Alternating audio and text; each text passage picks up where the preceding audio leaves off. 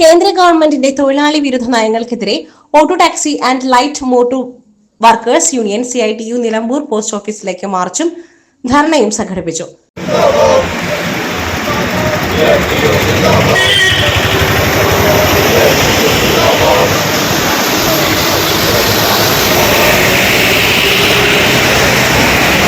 March auto taxi and light motor workers union CITU Malappuram ജില്ലാ general secretary N. Arumukhan ഉദ്ഘാടനം ചെയ്തു.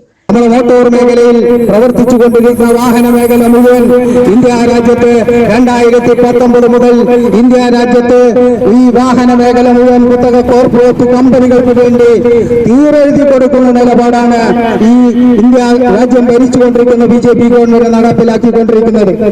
അതിനെതിരെ വലിയ ശക്തമായ സമരം 2014 BJP അധികാരത്തിൽ വരുമ്പോൾ, നരേന്ദ്രമോദി അധികാരത്തിൽ വരുമ്പോൾ റോഡ് സുരക്ഷാ ബിൽ എന്ന നിയമം നടപ്പാക്കുന്നതിന് വേണ്ടി പാർലമെന്റിൽ പാസാക്കുന്നതിന് വേണ്ടി തീരുമാനിച്ചു.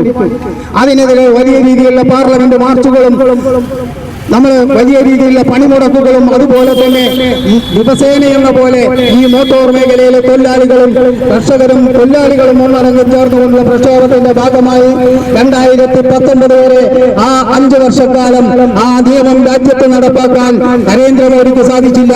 Area secretary C. സൂര്യപ്രകാശ് സ്വാഗതം പറഞ്ഞു. മനോജ് മാമൻ അധ്യക്ഷത വഹിച്ചു.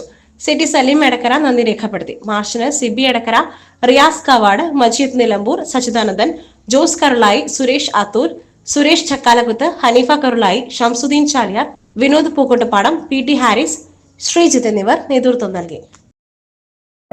SS Gold, Pure Gold.